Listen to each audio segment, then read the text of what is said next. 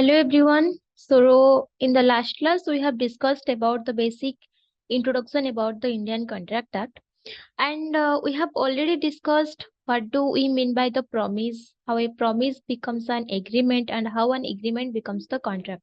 We have already revised all these portions in the last class. So today is the second revision class of the Indian Contract Act, and in this act, we are actually going to cover all the topics, and then we'll be proceeding to the next part, next section or the new provisions. Okay. So coming to the part of the revision, in the last class, I have already made you understand about the proposal. Then I told you that how a proposal becomes a promise. When a proposal is being associated with the consent of a party, that means you are proposing me something and I am giving my consent for that particular thing. At that point, that proposal becomes a promise. When a proposal becomes a promise, when that promise is associated with the consideration, then that promise becomes an agreement. So promise plus consideration makes an agreement. And when an agreement is enforceable by the court of law, that becomes a contract. So these things we have already discussed in the last class. Okay. So coming to this session, we are going to discuss about the chapter 2 of the Indian Contract Act, on which we will understand about the void contracts, about the voidable contracts, and we will understand who are competent to contract, what are the agreements, what are the terms and conditions of the contract. Okay. So let's come to the section 10 of the Indian Contract Act, which we have already discussed, which speaks about what agreements are contracts. Okay. So we have understood there are the basic need of 3 to 4 components for a successful contract. That means if I want to make the contract enforceable, I must need to take care of one certain thing. There are 3 to 4 criteria which must need to be fulfilled, without which I cannot make an agreement as a contract. So what are those criteria? We will be discussing it one by one. Okay. So first thing, according to section 10, we have discussed all the agreements are contract if they are made by the free consent of the parties competent to contract for a lawful consideration and with a lawful object, are not hereby expressly declared to be void. So what are the needs over here? First thing, there must be the presence of the free consent of the parties. The second thing, the lawful consideration. Third thing, lawful object. And the most important thing, there should be the competency of the parties to enter into the contract. So how these things are going to be justified, we'll understand it one by one. Okay. So coming to the part of the competency of the parties, the first point what I said you, that the first criteria of the contract is the free consent of the parties. That means मान लीजिए कि we are the two parties who are entering into the contract. For example, you and me, we are the two parties and we are entering into the contract. So what do we mean by the free consent of the parties? Free consent of the parties means when we are entering into the contract, we must need to make sure that you and me both are having the same consent, same interest to enter into the contract. It is not like you are just putting some coercion upon me, you are putting some undue influence on me, you are just inspiring me to do something wrong, and with your undue influence or with your kind of due to certain of the situations in which you are influencing me, due to certain outside forces, outside influences, I'm not entering into the contract. Okay. So when we're talking about the free consent of the parties, that means apni इच्छा से, with the own will, if any party is doing any kind of the activity, that is called the free consent of the parties. Okay. तो हिंदी में इस चीज को थोड़ा समझते हैं। पहली बात जो है ना कि आपका फ्री कंसेंट की बात हम करते हैं। फ्री कंसेंट मतलब आप अपनी इच्छा से अगर कोई काम करने जा रहे हैं, इसलिए आपको कोई मजबूर नहीं कर रहा है, कोई लालच नहीं दे रहा है, कोई आपको जबरदस्ती नहीं कर रहा है, and you are doing all that activity by your own wish, that is called the free consent of the parties. Okay, the first thing. The second thing, for a lawful consideration with a lawful object. Before that, one more important thing, the competency of the parties to enter into the contract. That means if we are the parties entering into the contract, मान लीजिए you and me are the two parties who is entering into the contract. So while we are entering into the contract, we must make sure that we have the legal enforceability. We have the legal capability to enter into the contract. That means I must not be mad. I must not be mentally unsound, or I must not be bankrupt. Okay. So according to all legal characters, if I am buying something, if I am entering into a contract with someone, I must have the criteria to fulfill all the lawful characters to enter into a contract. That is called the competency of the parties. That is why the party who is selling the property or the party who is buying the property, the both of the parties who are entering into the contract, they must need to be legally competent to enter into the contract, and that is called the legal enforceability of the parties to enter into the contract. Clear? The third thing, the lawful consideration with a lawful object. So when you will ask me what do we understand by the lawful consideration, lawful consideration means any kind of the consideration which is lawful in nature. That means, for example, you are selling me your land of 10 acres, and in return of your 10 acres of the land, I am paying you the amount of 10 lakh of the rupees. Okay. So here the question arises, the consideration amount, is it lawful in nature? मान लीजिए the land you are selling to me, okay, थोड़ा इसको हिंदी में अच्छे से समझ में आ जाएगा, मैं आपको समझा देती हूँ इसी को आराम से। जैसे ये लॉफुल कंसिडरेशन का मतलब हम क्या समझते हैं। आप मुझे बोलते हैं कि मैम मैं आपको अपना जो 10 एकड़ का जमीन है उसको बेचना चाहती हूँ। मैंने बोला कि ठीक है भाई, अगर आप बेचना चाहते हो मैं भी खरीदना चाहती हूँ। Okay, so when I am coming to the part of the land, then comes to the matter of the price. Okay, वो 10 एकड़ का जो जमीन है उसका प्राइस कितना है। आप बोलेंगे मैम आप मुझे 10 लाख रुपए दे दीजिए, I will be selling you the land. Okay, तो ठीक है, I will be giving you the 10 lakh of the rupees, but is that consideration amount lawful in nature? That means अगर मैंने कुछ, if I am doing any kind of the fraudulent activity, that means I have paid you the amount of the 10 lakh rupees, but वो 10 लाख का जो मैंने note आपको दिया है ना, that is the fraudulent loans। मतलब जो बोलते हैं ना कि फ्रॉडुलेंटली गलत तरीके से नोट्स बनाना फॉर द फ्रॉडुलेंट एक्टिविटीज। तो मान लीजिए I am a fraudulent person, तो I have bought the 10 acre जमीन from you, and in return I am paying you the amount of the 10 lakh of the rupees by the cash, which cash is not authenticate in nature. That cash is a fraudulent cash. Okay, so just tell me, the consideration over here, is it legally enforceable in nature? The answer is no. I am giving you another example.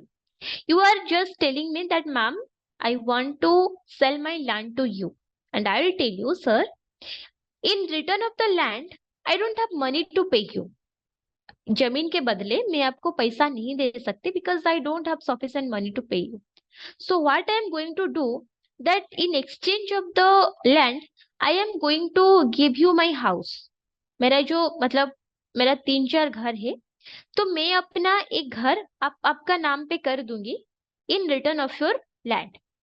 तो this is the deal between us. जैसे कि आपने बोला कि आप मुझे जमीन दे रहे हो, जमीन का अमाउंट जो है that is about the 10 lakh of the rupees, but in return of the 10 lakh of the rupees, पैसा देने के बदले में क्या कर रही हूँ, one of my house which is with my name, मैं उसको आपके नाम से कर रही हूँ। ओके, तो just tell me, is it a right consideration?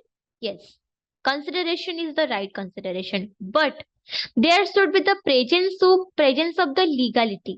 मान लीजिए जो घर में आपके नाम पे कंसिडरेशन के तरह कर लिया, कंसिडरेशन के दौरान जिस घर ने मैंने आपको दे दिया हो, वहां पे there is my another partner, घर मेरा अकेला नहीं था, वहां पे there is another person who was the co owner of the house. But यहाँ पे जब मैंने उस मेरा दूसरे पार्टनर को बिना पूछे आपके नाम पे घर कर दिया है, then that person started opposing the decision and वहां पे I was at trouble. Then tell me, is that consideration is a lawful consideration? The answer is no, because lawful consideration is a kind of consideration जहां पे आपका खुद का 100% legality होता है, आपका खुद का उस चीज के ऊपर 100% का हक होना जरूरी है। If the consideration is lacking, if there is any kind of situation जहां पे आपको ये पता चलता है कि वो कंसिडरेशन 100% लीगल नहीं है, जो कंसिडरेशन आपको मिला है उसमें कुछ गड़बड़ है, so tell me, is that consideration comes under the lawful consideration? The answer is no. And where there is not the presence of the lawful consideration, that contract is not been told as the lawful contract. The next point, lawful object. Okay, the most important thing, that is the lawful object. That means the object upon which the contract is getting made. मान लीजिए we are making a contract for the selling of a land. Okay, so when the contract is based upon the selling and buying upon the land, here the main instrument of the contract is the land only, and here this is called the lawful object. What do we mean by the lawful object?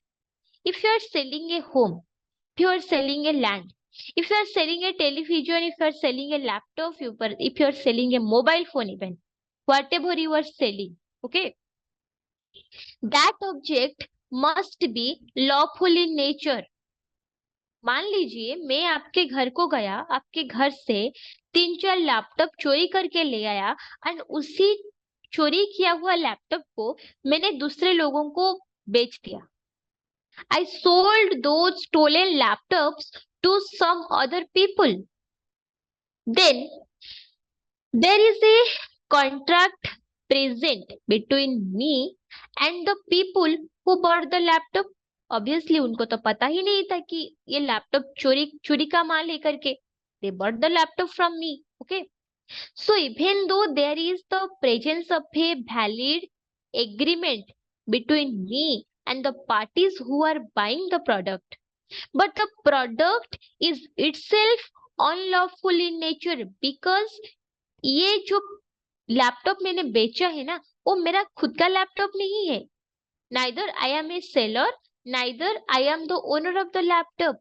What I am doing, मैंने चोरी करके वो सामान लाई थी और वो सामान मैं और किसको बेच दिया। Got it? So in that case, if these conditions are present, first, the presence of the free consent, second, the competency of the parties to enter into the contract, third, the lawful object, and fourth, the lawful consideration. If there is the presence of all four things, then the contract becomes valid in nature. And if there is the absence of these four things, then the contract becomes invalid in nature. That means the contract will be void as per the nature. Void means contract will not come at force. Contract is not enforceable at all. Contract का कोई existence ही नहीं रहेगा, and that will be the final statement. Okay, then the next point arises, who are competent to contract. Okay, So if you ask me, who are the parties who will be competent to enter into the contract, then there are also certain definitions for this under section 11 of the Indian Contract Act. Then let's understand what it actually says.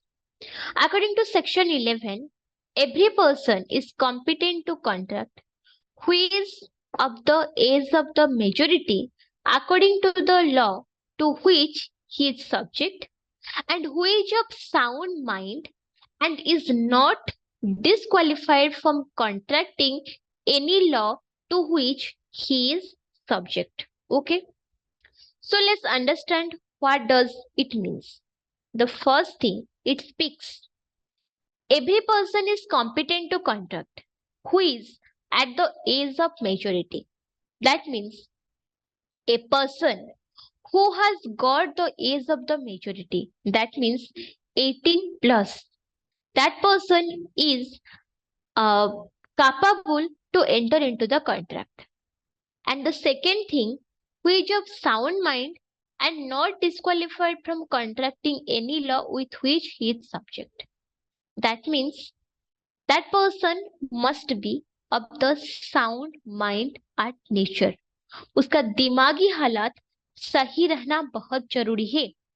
That person must not be mentally ill. That person must not be mentally disturbed. Okay, उसका दिमागी हालात सही रहना बहुत जरूरी होता है. पहला चीज, that person must be a major. उसका एज 18 साल से कम नहीं होना चाहिए, पहली बात. दूसरी बात ये है कि if that person is 18 plus, that person must having a stable mindset. उसका दिमागी हालात, उसका सोचने का तरीका, सब कुछ सही होना बहुत जरूरी होता है.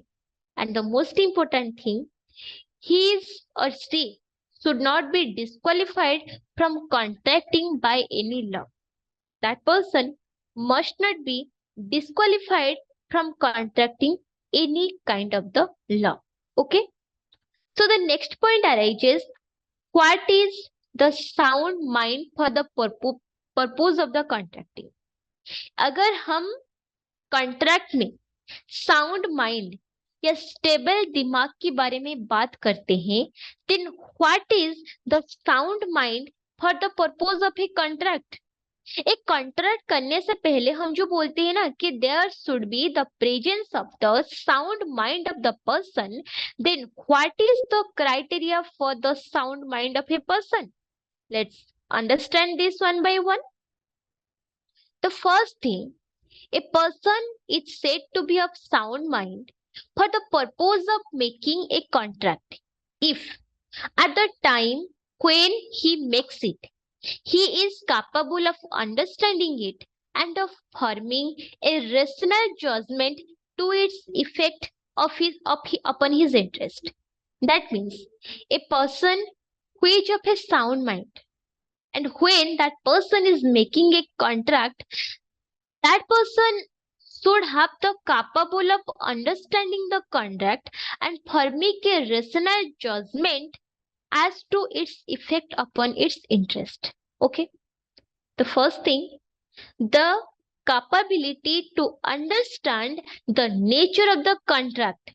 That means if you and me are entering into a contract for the selling of a house, तो वहां पे अगर आप मेरे को अपना जमीन बेच रहे हो या आपका घर बेच रहे हो, and in return I am buying the same thing from you, if I am buying your home from you ना, then I should make sure that I am capable to understand what you exactly want.